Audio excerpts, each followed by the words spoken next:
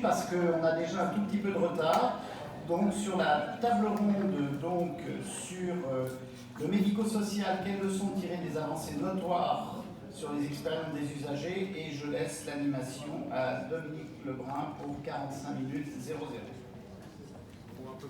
Merci Didier. Alors la tâche est ardue. D'abord parce que c'est la première table ronde après le déjeuner. Donc on voit qu'il y a eu aussi un peu d'évaporation parmi les participants. Et pourtant, moi je suis ravie qu'on puisse donner la parole au médico-social, parce que les rencontres santé de Nice ont souvent été très sanitaires et ont fait peu de place à un secteur important qui est le médico-social. Donc la table ronde va porter sur effectivement comment aujourd'hui dans le médico-social on a donné la place et on va donner la place aux personnes accompagnées. Il y a eu effectivement, on ne le sait pas toujours, une loi en 2002 également pour le secteur du médico-social avec les mêmes objectifs que la loi concernant les droits des usagers. Et nous avons eu également dans nos secteurs une loi très importante qui a été la loi de 2005 sur les droits des personnes en situation de handicap et sur la citoyenneté des personnes en situation de handicap. Donc c'est vrai qu'au fil du temps, depuis 2005-2002, il y a eu un certain nombre de dispositifs qui sont venus renforcer ces lois. Mais aujourd'hui, le constat qui est fait, c'est que quand même leur effectivité est encore un peu limitée, et ça a été notamment le constat de la Conférence nationale de santé qui a fait un bilan assez intéressant des lois de 2002, 20 ans après, donc, puisque c'était l'année dernière, en pointant quand même un fait qui est que aujourd'hui la participation des personnes vulnérables est encore à développer, d'autant que nous sommes dans une société qui a un peu tendance à valoriser l'individualisme, la performance, l'instantané, et ça laisse peu de place à la coopération. On a parlé beaucoup de co-construction, de coopération ce matin. Ça laisse peu de place au partage des savoirs et au collectif. Et pourtant, dans le secteur médico-social, la participation des personnes accompagnées s'est développée et on a aujourd'hui beaucoup d'initiatives qui ont été prises, et on voudrait vous faire partager dans cette première table ronde aujourd'hui la voie qui a été ouverte notamment par de grandes associations comme APS France Handicap et ATD Carmonde qui ont travaillé sur ces sujets. Alors pourquoi dans le médico-social il y a eu effectivement peut-être des réalisations et une effectivité un peu plus importante que dans le sanitaire? Moi j'y vois deux raisons. D'abord parce que il y a une difficulté dans le médico-social, ça a été un peu évoqué ce matin, je pense qu'on va y revenir dans la table ronde, qui est comment organiser la participation de personnes vulnérables qui ont des difficultés effectivement à exprimer leur point de vue et à se positionner, que ce soit des personnes âgées avec des déficiences cognitives, que ce soit des enfants placés dans des maisons d'enfants par exemple, que ce soit effectivement des personnes en situation de handicap. Donc il y a eu des efforts particuliers qui ont commencé à être menés pour réfléchir à comment leur donner la parole. Et puis par rapport au temps long, puisque ça a aussi été dit ce matin, les personnes vulnérables qui sont dans nos établissements médico-sociaux, elles sont sur un parcours de vie. Certaines y passent la grande majorité de leur vie. Et donc les associations, les gestionnaires de ces établissements, les professionnels ont travaillé sur ces parcours de vie. Donc pour débattre de ces sujets, nous avons dans cette table ronde donc Céline Poulet, secrétaire générale du comité interministériel du handicap, Tiffaine Péricard et Guillaume Benamou, qui sont là-bas, qui sont tous les deux, enfin Guillaume est patient expert et Tiffaine est orthophoniste, et ils interviennent, ils nous expliqueront tous les deux dans des formations auprès des établissements et des professionnels. Et puis Céline Martinez, qui est donc psychologue clinicienne, aidante et intervenante au sein de la compagnie des aidants. Donc, ma première question pour Céline Poulet. Je ne sais pas si vous connaissez le CIH. On va voir, on va faire... Je vais faire une petite question. Voilà. Donc en 2 mots, Céline, c'est quoi le CIH et quels sont les axes majeurs, puisque effectivement ils sont orientés aujourd'hui très fortement sur ces priorités de donner la parole et de faire participer les personnes. Donc j'ai 45 minutes. Non, pas tout à fait. Alors, on va commencer. Qui connaît le secrétariat général du comité interministériel du handicap? Levez la main. Voilà, on va voir d'où on part. Méfiez-vous, je vous interroge après. Donc, si c'est pour de faux. Voilà. Alors, très rapidement, le comité interministériel du handicap, il a été mis en place en fait, pour s'assurer de la coordination interministérielle des politiques dites du handicap, c'est-à-dire s'assurer qu'en définitive on ne soit pas coincé dans un ministère de la santé proprement dit, mais bien qu'il y ait une irrigation en fait des préoccupations des personnes en situation de handicap dans l'ensemble des ministères, que ce soit dans le logement, que ce soit à l'école, dans l'emploi, évidemment citoyen à part entière. Donc ça c'est le cœur, et pour ça il y a une coordination interministérielle et là-dessus nous on s'appuie en fait sur des hauts fonctionnaires handicap et inclusion. Alors ça fait toujours très peur quand on dit hauts fonctionnaires, on a l'impression qu'ils sont très loin du terrain, mais ils ne le sont pas vraiment, ils sont très, on anime ce réseau-là pour justement être très en lien avec les personnes en situation de handicap et une autre instance dont je vais vous parler. Et donc avec ce réseau des hauts fonctionnaires handicap et inclusion qui sont au sein de chacun des ministères, eh bien, on prépare ce qu'on appelle le comité interministériel du handicap, qui a un point d'étape une fois par an avec la première ministre et l'ensemble en fait des ministres, et la fameuse... Ah là là, c'est beau! Ça c'est Marie-Sophie de Sol, bravo, un point. Un point pour Marie-Sophie de Sol, attention, je calcule. Donc la fameuse conférence nationale du handicap, qui celle-ci est présidée par le président de la République et qui est placée là, il y a beaucoup d'attentes puisqu'elle est en début de quinquennat et qu'elle va fixer en fait des grandes programmations en termes de politique publique et donc très attendue évidemment par les personnes en situation de handicap au regard de certains retards de la France. Bon, ça va? Vous me suivez tous là? Alors en même temps, nous on a un pied dans les ministères, les administrations, puis on a un autre pied dans la société civile. C'est pour ça qu'on est rarement décalé, puisqu'on assure le bon fonctionnement de ce qu'on appelle une autre instance qui s'appelle le Conseil national consultatif des personnes en situation de handicap. Instance très connue, je ne vous fais pas lever la main, à peu près 160 organisations qui aujourd'hui est une instance de co-construction des politiques publiques. Donc, vous avez compris qu'en définitive, on fait travailler les deux réseaux, le réseau des hauts fonctionnaires handicap et inclusion et le comité national consultatif des personnes en situation de handicap, dont tu es membre et dont tu pourras en parler, Guillaume. Et donc voilà, donc c'est comment en définitive, très concrètement, parce qu'on aime bien parler de la co-construction des politiques publiques, mais pour de vrai, c'est quoi, c'est comment et comment on fait. Et bien autant vous dire que c'est pas facile pour donner la parole aux personnes en situation de handicap et pas forcément les associations qui sont censées les représenter. Donc, vous voyez donc les deux grands réseaux. Ensuite, nous, on assure aussi la coordination interministérielle de l'accessibilité universelle, je passe, et nous assurons aussi le suivi de la Convention internationale des droits des personnes handicapées. Ça, c'est le cœur du moteur. Le cœur du moteur, c'est une boussole. Je ne sais pas si vous connaissez la Convention. La Convention, c'est le droit des personnes.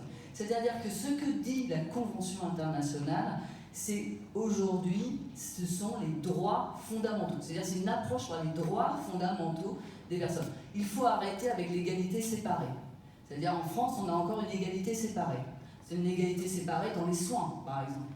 Pourquoi il y a des personnes qui n'ont pas accès, comme dire, à un gynécologue parce qu'elles sont femmes en situation de handicap, alors que les autres ont le droit? Pourquoi des personnes les enfants sont dans les écoles de la République, alors que d'autres relèvent d'instituts médico-éducatifs? Voilà. Donc, ce que nous disent en définitive, ce que nous dit l'ONU, c'est comment en définitive on change les curseurs aussi pour que les droits fondamentaux soient, mis en place en France. Donc ça nous pousse, je préfère vous dire que ça nous réinterroge profondément sur les politiques publiques. Il y a cette fin à l'assignation. C'est-à-dire qu'aujourd'hui, vous le les personnes en situation de handicap, soit elles sont vulnérables, elles sont fragiles, il faudrait les protéger quand même, vraiment, hein. Soit elles sont ultra performantes, extraordinaires, enfin c'est des athlètes, etc. Elles n'ont pas le droit d'être comme tout le monde en fait, hein. Donc la fin de l'assignation, c'est-à-dire on est tous citoyens, avec des droits. Voilà. Et c'est bien cette approche-là qu'il faut aujourd'hui en fait construire et qu'on a du mal à construire même dans nos propres représentations. Et puis, il faut regarder du plus près la participation des personnes. Et ça, c'est là, c'est également une des missions du Comité interministériel du handicap. Alors, 3 illustrations. La première illustration, quand vous allez dans les établissements médico-sociaux, est-ce que toutes les personnes en situation de handicap, mais d'ailleurs, comme vous venez de la santé, je vais vous poser exactement la même question, est-ce que toutes les personnes ont des outils de communication? Est-ce que toutes les personnes... Alors vous allez me dire, c'est quoi qu'elle m'a dit encore là? Qu'est-ce qu'elle raconte? Ouais.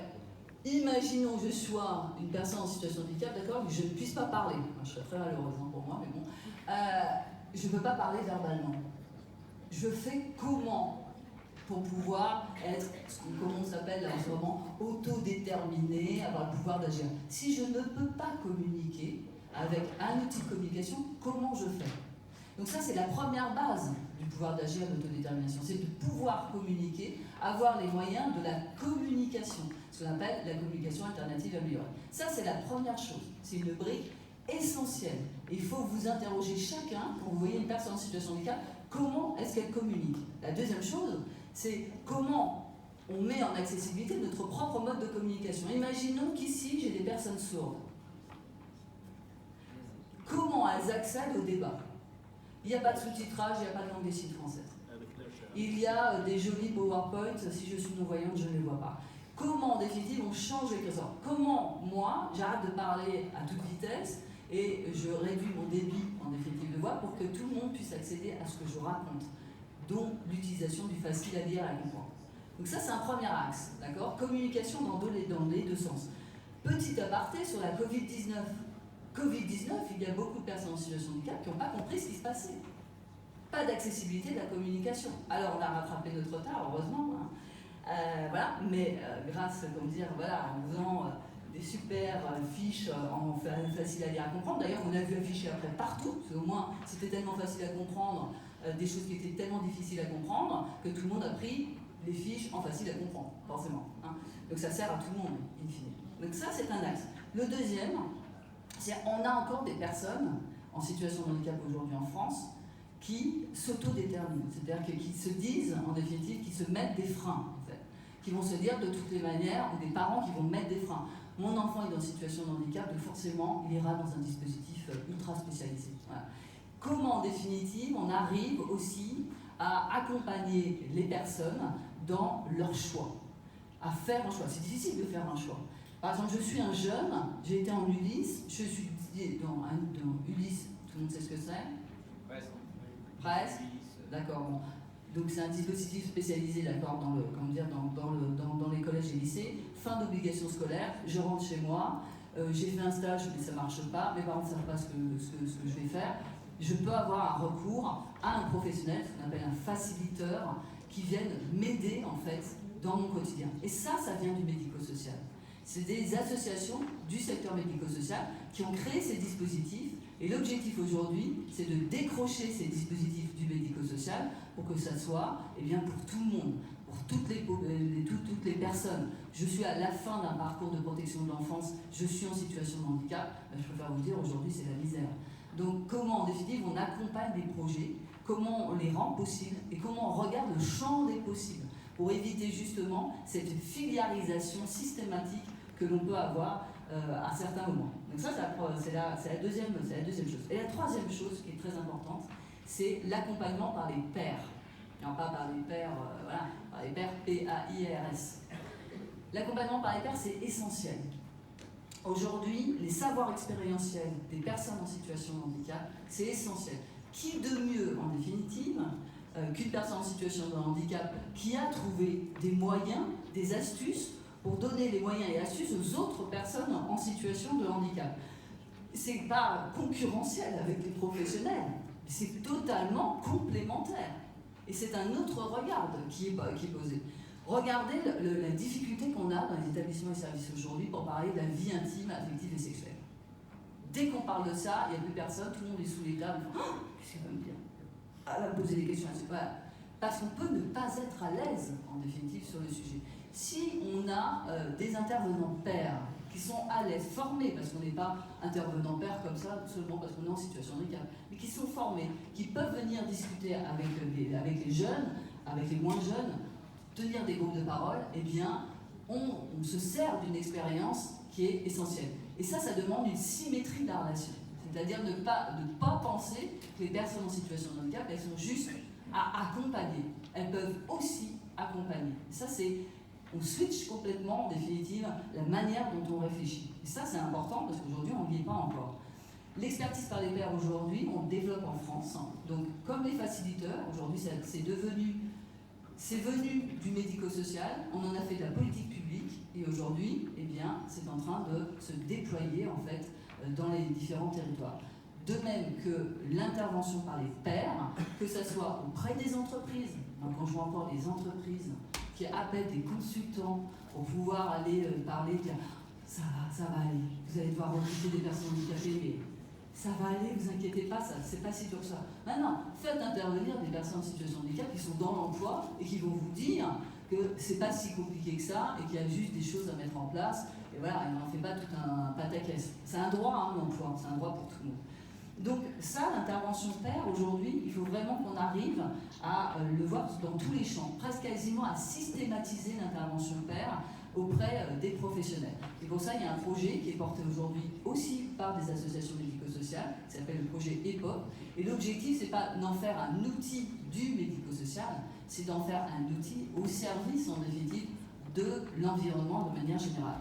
Une mairie qui veut se mettre en accessibilité, bah, ne fait pas venir ses poulets, hein, d'accord ? Une mairie qui veut se mettre en accessibilité, elle fait venir des personnes qui sont concernées par le handicap, que ce soit de la déficience sensorielle, que ce soit des troubles des troubles du neurodéveloppement, que ce soit de la mobilité réduite. Voilà. C'est eux les experts aujourd'hui et ils doivent nous aider à cheminer pour une société du vivre ensemble.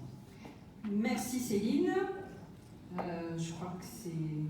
Voilà, on va reposer la question après, mais je crois que le message est bien passé. Moi, j'aimerais bien donner la parole maintenant à Guillaume et à Tiffaine.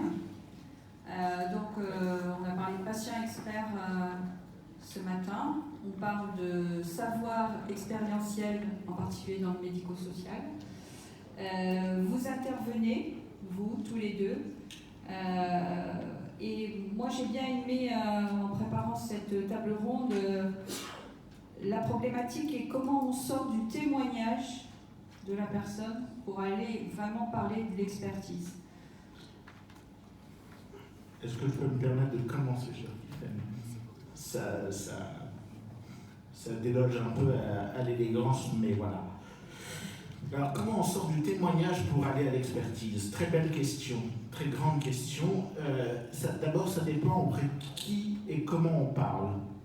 Quand c'est un groupe de scouts qui me demande d'intervenir pour faire du témoignage, pour faire de la découverte du handicap, ou un groupe d'étudiants, oui, je fais du témoignage et je fais de la découverte du handicap, parce que c'est encore nécessaire. Et qu'il ne faut pas se cacher derrière notre petit monde. Oui, le handicap peut poser encore des questions, et oui, on a besoin encore de le découvrir. Maintenant, on doit et on peut aller plus loin, et on est en capacité d'aller plus loin. On l'a vu ce matin avec le modèle de Montréal, on le voit avec le LEPS, les patients enseignants, dont je suis patient expert également. On le voit avec le CIH, avec le CNCPH. Voilà, on peut et on doit agir aujourd'hui comme des vrais acteurs de l'engagement public. Au-delà même de la politique publique, on est dans l'engagement public pour les citoyens valides. On n'est pas dans l'engagement public pour le citoyen en situation de handicap. Lui, il sait qu'il est là, je vous rassure. Mais par contre, pour le citoyen valide, là, on est dans le comment on vit ensemble, comment on vit les uns avec les autres, comment on allie le médico et le social. comment est-ce que quel enjeu et quel impact on met dans cet enjeu? Quel enjeu en réalité de demain? Parce que c'est l'enjeu d'un choix de vie. C'est pas l'enjeu d'une vie, c'est l'enjeu d'un choix de vie.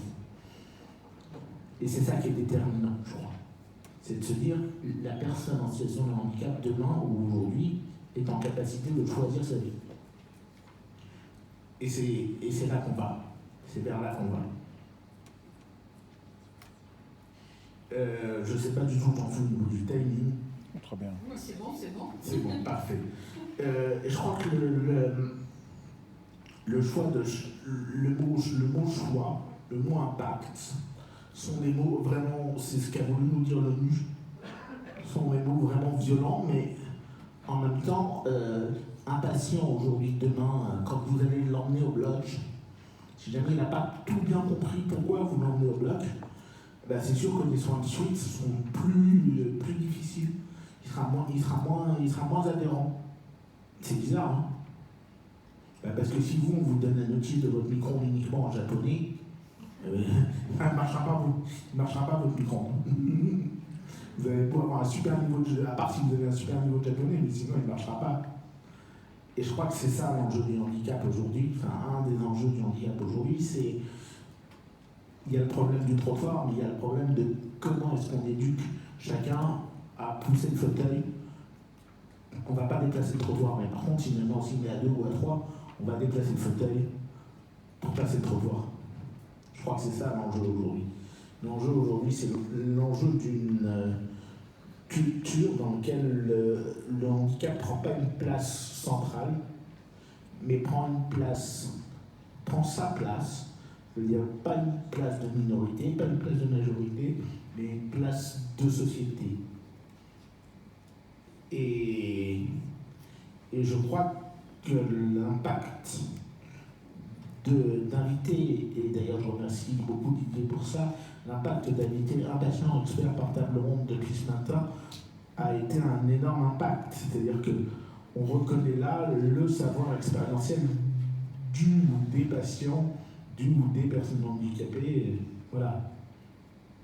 Je ne sais pas, ça dépend des jours. Et des fois je suis patient, des fois je suis personne handicapée.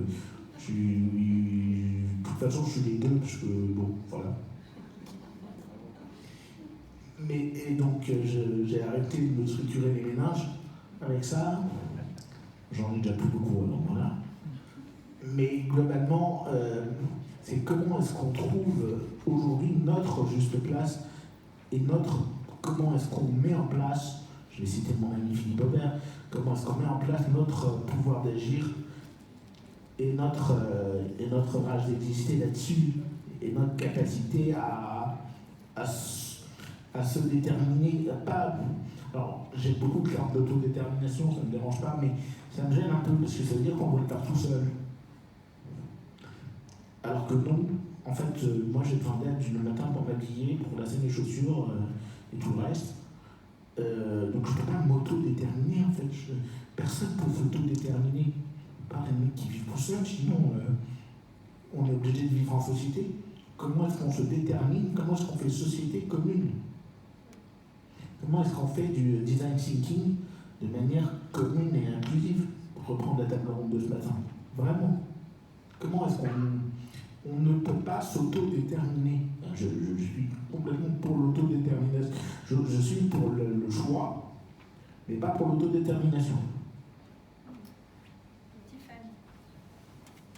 Est-ce que tu peux rajouter, et en particulier par rapport à cette participation des personnes accompagnées dans les établissements, comment se situent les professionnels aujourd'hui? Comment c'est reçu et comment justement dans les interventions que vous faites tous les deux, vous les préparez à ça, vous répondez à leurs questions, à leurs craintes aussi. Qu'est-ce que tu peux nous dire là-dessus? Alors, ce que je vais dire d'abord, c'est que certes le médico-social a peut-être une longueur d'avance, mais que c'est quand même pas encore tout à fait gagné.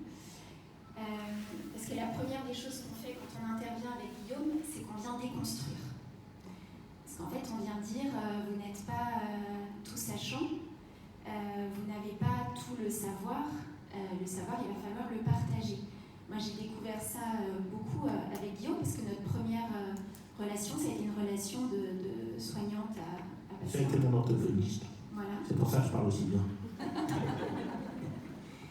Et quand on s'est rencontrés, la première fois, lors de notre première séance, je suis arrivée avec ma petite boîte à outils et je lui ai dit on va faire des praxis bucco-faciales. Parce qu'il m'expliquait qu'il avait un souci au niveau de la sphère, de bavage. C'est lui qui me dit.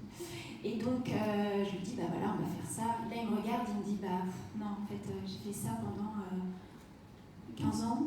Ouais, 15 ou 20 ans. Bon, ça marche pas, en fait, ton truc, ça marche pas. Donc, on a cherché ensemble, avec les outils que j'avais moi, comment est-ce que je pouvais l'aider. Et là, Guillaume m'a donné une magistrale leçon qui était, j'ai un savoir qui est technique, mais sans m'appuyer sur celui de la personne que j'ai en face, en fait, je ne sais rien. Et nous, pendant nos études d'orthophonisme, en fait, quand on est éducateur dans le médico-social, c'est pareil, en fait, on nous apprend beaucoup à mettre dans des cases, à dire, en orthophonie, on nous apprend à compter les écarts-types à la moyenne. Bon, de toute façon, quand on se retrouve face à quelqu'un qui est polyhandicapé, on peut bien essayer de chercher les écarts-types à la moyenne. La seule chose qu'on doit pouvoir faire aujourd'hui et qu'on ne nous apprend pas, c'est à trouver les capacités de la personne qu'on a en face, à les débusquer, parce que quelquefois, c'est pas forcément évident. Mais bien souvent, elles sont toujours là, et bien souvent, la personne est capable d'en faire part et de les utiliser. Mais si nous, on n'en fait rien de ces capacités et qu'on voit toujours que le déficit, on ne peut pas avancer là-dessus. Et ça, c'est une première déconstruction qui est assez violente quelquefois pour le professionnel, parce qu'en fait, le professionnel peut avoir l'impression qu'on lui retire son pouvoir. Et de l'autre côté, si le professionnel n'a pas tout pouvoir, si le patient, lui, a un pouvoir, le professionnel, lui, est aussi vulnérable. Il n'y a pas que le patient qui est vulnérable. Et la question de la vulnérabilité du professionnel, je pense qu'elle est très en lien aujourd'hui avec tous les burn-out qu'on peut voir autour de nous dans nos métiers, avec ces problématiques de sens qu'on évoquait ce matin, parce que tant qu'on ne reconnaît pas en tant que... Alors je dis soignant, pour moi c'est un terme très générique, quand on est accompagnant dans le médico-social, on est soignant, et comment est-ce qu'on est soignant sans se nier soi, et sans nier aussi ses propres vulnérabilités. Parce que quand on choisit de co-construire, puisque c'est un mot qui a été beaucoup utilisé, on fait appel à l'empathie, à la relation, à l'effet miroir et à la relation. Donc on ne peut pas faire en niant ses propres vulnérabilités en tant que soignant. Et là je pense que ça rejoint peut-être ce qui serait évoqué demain sur la santé des soignants. Et ça c'est un sujet, et des accompagnants d'ailleurs dans le médico-social, c'est un sujet qui est crucial. Et ensuite, il y a une chose qui est fondamentale en termes de support pour recueillir la parole des personnes et leur permettre de participer, c'est l'écoute. C'est l'écoute, mais une écoute réelle, une écoute qui est dans le lien. Alors peut-être qu'il faut pouvoir remettre aujourd'hui en question la sacro-sainte distance professionnelle. Et dans le médico-social, on n'a pas beaucoup le choix. Parce qu'en fait, on accompagne dans des actes qui vont être très intimes. L'approche est forcément holistique parce qu'on est en lien avec des personnes qui vivent dans les lieux dans lesquels on travaille. Et donc, l'écoute, elle est, contrairement à ce qu'on pourrait penser, c'est très technique d'écouter. C'est déjà savoir partir du principe qu'on ne sait rien de l'autre, parce que ça empêche de le connaître. Je crois que c'est Christian Bobin qui dit ça, que tout ce qu'on sait de l'autre empêche de le connaître. Donc il faut arriver à partir du principe qu'on est là déjà pour écouter, et c'est la seule attitude bienveillante qui existe. Il faut beaucoup se méfier de la bienveillance, parce que au titre de la bienveillance, on peut agir de manière quelquefois maltraitante. On se dit non, mais je l'ai fait avec une bonne intention. Oui, mais une bonne intention, si on n'a pas écouté, elle peut être complètement décalée avec les besoins et la parole de la personne. Donc, il faut que l'écoute soit bienveillante et il faut pouvoir considérer que la personne qu'on écoute, elle est souvent verrouillée dans sa parole. Alors, on a parlé évidemment de toute la problématique des paroles qui ne s'expriment pas parce qu'il n'y a pas de langage verbal. Alors, heureusement, ce matin, il y a eu une très jolie intervention qui disait que toute réaction est une participation, que tout n'est pas que verbal et Et ça, c'est aussi à entendre et à recevoir, et c'est un art des accompagnants. Voilà. Et donc l'écoute réelle, elle est évidemment elle est là, elle est de légitimer la parole de l'autre. Et ensuite, il faut en faire quelque chose. Parce que si on ne fait rien d'une parole qu'on a écoutée, c'est encore plus violent. Et c'est là, je pense, qu'il y a tous ces mécanismes de co-construction, s'appuyer sur l'autodétermination, désolée, hein, je dis le mot quand même, l'autodétermination des personnes qu'on accompagne. Et puis, il faut aussi accepter de se tromper et d'être dans un processus itératif d'essai-erreur, parce que souvent les personnes du médico-social disent « mais nous, on est responsable de vous ». Donc il y a la grande peur de passer des barrières de sécurité, enfin qui seraient des barrières de sécurité. Et en fait, c'est tout ce qu'il faut jauger entre liberté et sécurité. Et ça, en réalité, il y a des jalons qui peuvent exister. Et il faut y aller par essai-erreur. Et finalement, on se rend compte que quand on peut compter sur l'autre, alors là j'ai un discours qui prend des allures un peu messianiques, mais le fait que l'autre ait un pouvoir d'agir, c'est une bonne nouvelle, parce qu'on n'est plus seul, et qu'on est aussi co-responsable, et que la personne en face, elle n'a pas aucune responsabilité, le professionnel n'est pas seul à avoir la responsabilité, elle est partagée aussi, cette responsabilité. Et je pense que ça vient beaucoup lever le frein de cette peur de la responsabilité et de la sécurité. Merci Tiffaine. Alors Céline, vous dites que derrière chaque patient, derrière chaque personne accompagnée dans le médico-social, il y a un aidant et que le plus souvent cet aidant il est invisible. Comment est-ce qu'on peut lui donner une place à cet aidant? Alors en préparant cette convention, je me suis rendu compte que je faisais une confusion entre donner la parole à qui? C'était la personne, au patient, ou alors à l'aidant. Et je trouvais que c'était intéressant que je sois dans cette confusion. Parce que quand j'ai mis au monde mon enfant porteur de handicap, j'ai décidé pendant 3 ans de rester dans les tranchées. Je ne me sentais pas légitime de quoi que ce soit pour pouvoir aller dans le monde et crier les manquements de la France. On a 50 ans de retard. Je sais par exemple qu'en Italie, à la date de ma naissance, 1971, les professeurs sont formés pour accueillir les enfants porteurs de handicap dans les classes. Donc on voit le delta. Et donc effectivement, il m'a fallu du temps pour accéder à cette légitimité, de me dire que ce qui se passe en France pour les personnes porteuses de handicap, c'est extrêmement grave. C'est très grave, c'est injuste et c'est complètement aberrant au vu de notre avancée à nous, pays civilisés. Alors, je voudrais juste rebondir juste avant sur une question que j'aime, et ce mot que j'aime en tant que psychologue, c'est la représentation. Vous l'avez beaucoup employé et je vous en remercie. Pour tous nos métiers, effectivement, comment on se représente le terrain, et aujourd'hui de plus en plus avec l'éclairage des neurosciences, comment on se représente le vécu émotionnel. Tout à l'heure, on parlait du design, et hier dans l'avion, je lisais un document, vous savez, quand les sociologues imaginent, ou les architectes imaginent une nouvelle structure dans la ville, il y a ce qu'on appelle les chemins de sensibilité. C'est-à-dire qu'au lieu de prendre le super trottoir qui a été fabriqué, eh bien, l'humain va aller au plus court.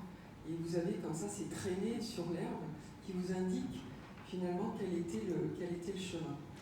Et c'est ce que j'ai été obligée de faire justement avec mon enfant porteur de handicap, parce que tout a été rasé. Depuis les débats de ce matin, ce qu'on interroge, effectivement, c'est la fragilité, la vulnérabilité, mais celle de nous tous, en fait. Comment on se la représente chez l'autre, comment elle est chez nous. Et donc, c'est très déroutant, justement, de pouvoir se représenter la fragilité sans avoir une claire identification de la définition de la norme. Ça, c'est encore un sujet qu'on doit discuter, et c'est un problème de mentalité. Moi, j'ai vécu au Brésil. La norme brésilienne pour accueillir une personne porteuse de handicap, c'est les plumes, on rit j'ai partagé sur mon LinkedIn un très beau témoignage d'une personne qui est un athlète de haut niveau paralympique. Et il dit, une des premières questions qu'on lui pose, parce qu'on le voit arriver en chaise roulante, on lui dit, est-ce que ça marche? Est-ce que vous arrivez avec les filles? C'est une espèce de préoccupation terrible qui est en fait l'interrogation de la personne qui va. Ou alors cette façon que nous avons, on voudrait aider, et on va prendre la chaise roulante et on va la pousser. Et il disait, voilà, moi je suis en train de regarder les fromages, quand je dérangeais la dame pour aller accéder au jambon, elle m'a poussé comme un caddie. Et c'est vrai qu'on n'y pense pas. On n'y pense pas du tout. Comme par exemple, mon enfant qui maintenant a 13 ans rentre dans l'adolescence flamboyante, c'est un enfant qui vivra ses émotions toujours comme un enfant de 2 ans, il est très mal élevé. Quand je suis en train de faire mes courses, il y a une dame qui passe à côté en me disant qu'est-ce que c'est que cet enfant-là? Parce que je suis assise par terre en train de lui lire une histoire, parce que je suis très tranquille, je prends mon temps. Et je les regarde, je dis Sylvie, vous pouvez m'apporter un verre d'eau, hein? Ça pourrait faire diversion, ce serait intéressant. C'est vrai que le problème, c'est qu'il faut absolument que nous, fragiles, particulièrement fragiles, il faut que nous tendions la main. Et il se trouve que parce que le général de Gaulle a mis au monde une enfant porteuse de trisomie, les choses se sont révélées à la conscience des personnes. Ensuite, Monsieur Chirac avait une enfant anorexique, c'est ça, et qui a adopté aussi une personne. Donc, et il se trouve que, je ne veux pas faire de débat sur le couple présidentiel, mais Madame Macron a eu dans sa classe une personne qui était donc en cours et qui, quand elle a su... Son époux. Oh. C'était la copine de l'époux. Quand l'époux est devenu président de la République, la copine a téléphoné à son professeur en disant voilà, j'ai mis au monde un enfant porteur d'autisme et j'ai besoin de vous. Et c'est vrai que la représentativité de ce qui se passe en France aujourd'hui pour les enfants porteurs de handicap a été pris en compte et en charge, parce que là le mot on peut l'employer. Donc des généralités sur les aidants, nous sommes 11 millions d'aidants en France, c'est très impressionnant comme chiffre. À la Compagnie des aidants où je travaille, qui est une association qui a été créée par Claudie Culac, dont je suis l'ambassadrice, qui aurait dû être à ma place aujourd'hui, a été visionnaire dans le sens où elle s'est rendue compte que derrière chaque patient, chaque personne fragilisée, il y a un aidant, c'est-à-dire une personne qui va prendre en charge le parcours de vie de la personne fragilisée par la maladie, le handicap ou le grand âge. Et elle aidait sa personne proche qui était à 200 km de chez elle, et elle s'était rendue compte que c'était un travail de titan. Et donc elle a voulu améliorer les conditions de vie des aidants qui ne se reconnaissent pas comme tels. Donc le travail de la Compagnie des aidants depuis une dizaine d'années, c'est sensibiliser, parce que voilà, les Français ne se reconnaissent pas comme aidants. On en est à peu près à 40, on arrive à 50% des Français qui s'identifient comme aidants. Vous êtes aidant? Non, je suis un titan. Voilà, c'est ça. Donc voilà, gros problème de visibilité. Il y a aussi le fait que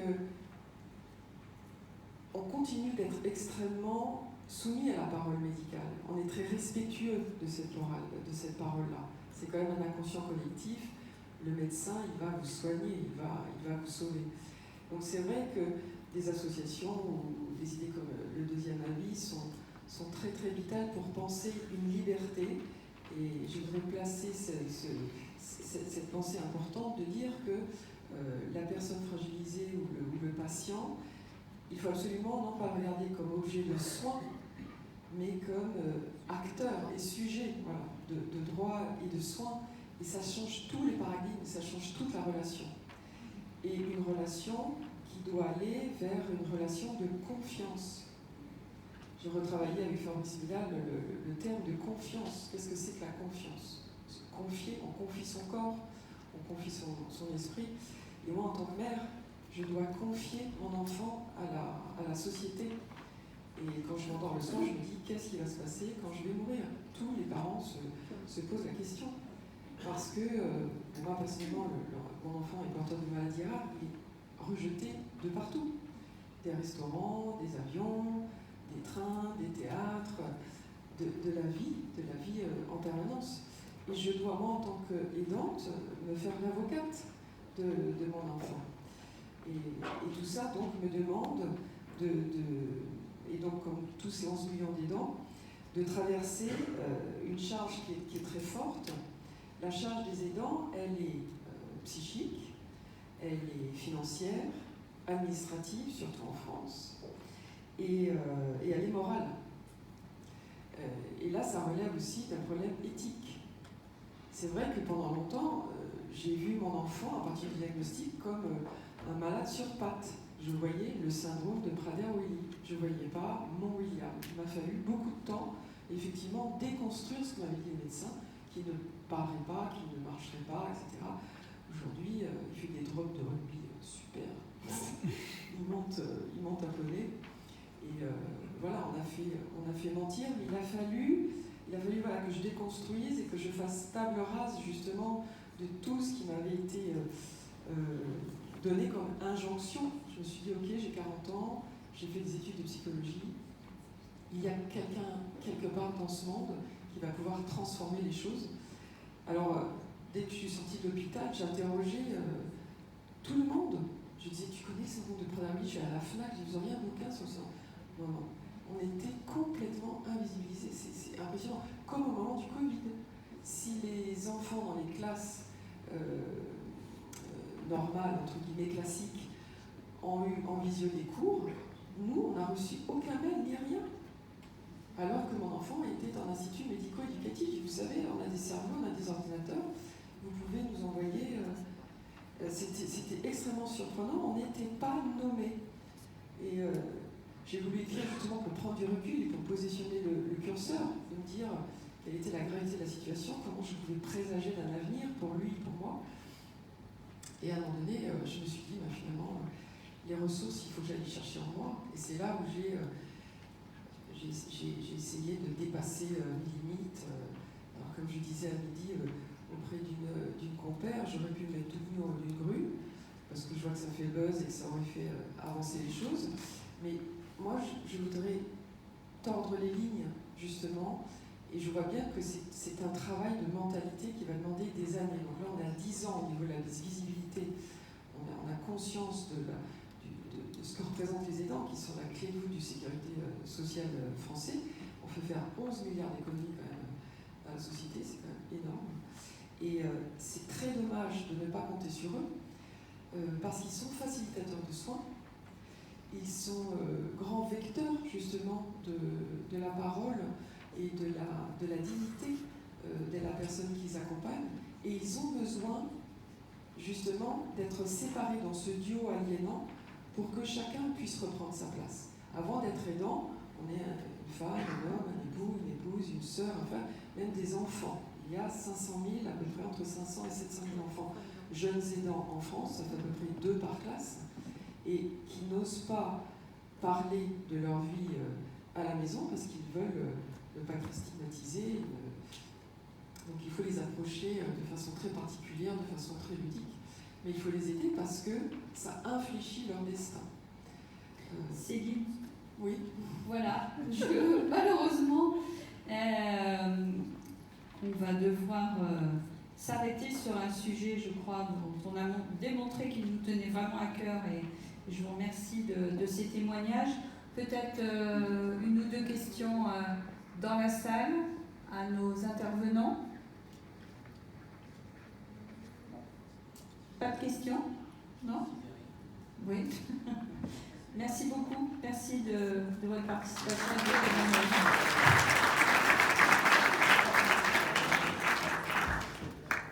Merci à toutes et à tous.